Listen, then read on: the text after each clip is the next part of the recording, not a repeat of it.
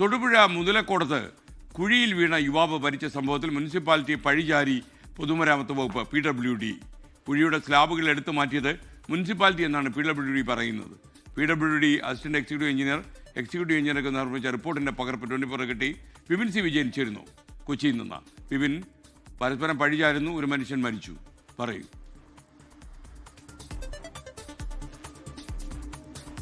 അതേ SKN, അതിദാരുണമായ സംഭവമാണ് ഇന്നലെ തൊടുപുഴയിൽ ഉണ്ടായത്. അതിലിപ്പോൾ PWD മുനിസിപ്പാലിറ്റിയെ പഴിചാരിയിട്ടുള്ള റിപ്പോർട്ടാണ് കൊടുത്തിട്ടുള്ളത്.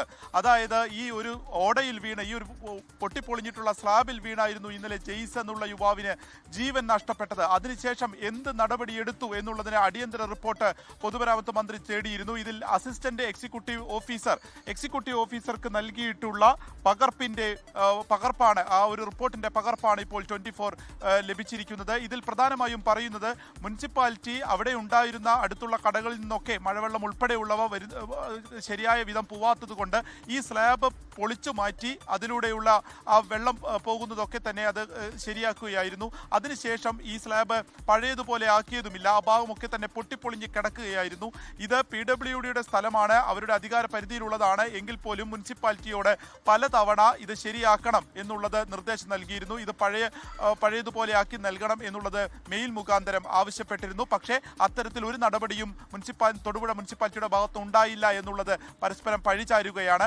ഇപ്പോൾ ഈ അപകടം ഉണ്ടായതിനു ശേഷം അവിടെ ചുറ്റും ഒരു ചുവന്ന റിബൺ കെട്ടുക എന്നുള്ളതിനപ്പുറമായി ഒരു മുൻകരുതൽ നടപടിയും എടുത്തിട്ടുമില്ല എന്നുള്ളതാണ്. ഇപ്പോൾ ഏതെങ്കിലും പദ്ധതിയിൽ ഉൾപ്പെടുത്തി ഈ സ്ലാബ് മോഡയും ഒക്കെ ശരിയാക്കാം എന്നുള്ളത് കൂടി ഈ റിപ്പോർട്ടിൽ പറയുന്നുണ്ട്. പക്ഷേ അപ്പോഴേക്കും ഒരു യുവാവിന്റെ ജീവൻ നഷ്ടപ്പെട്ടിരിക്കുന്നു.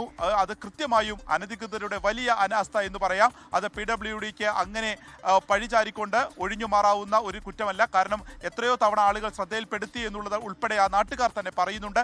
ആ ഒരു ഘട്ടത്തിൽ കൂടിയാണ് ഇപ്പോൾ അത് മുനിസിപ്പാലിറ്റി ആയിരുന്നു ശരിയാക്കേണ്ടത് എന്നുള്ളത് ഒരു പൊതുമരാമത്ത് പറയുന്നത്. എന്തായാലും അത് പൊളിഞ്ഞു കിടക്കുകയായിരുന്നു, അവിടെയാണ് ഈ അപകടം നടക്കുകയും ചെയ്തത് എന്നുള്ള വസ്തുത മുന്നിൽ നിൽക്കുകയാണ്. ലോകത്തെവിടെയായാലും ഏത് സമയത്തും 24 വാർത്തകളും ഓഗ്മെന്റഡ് റിയാലിറ്റി പാക്കേജുകളും എക്സ്പ്ലെയിനറുകളും വിശദമായി കാണാൻ ഞങ്ങളുടെ YouTube ചാനൽ നിങ്ങൾക്ക് സബ്സ്ക്രൈബ് ചെയ്യാം.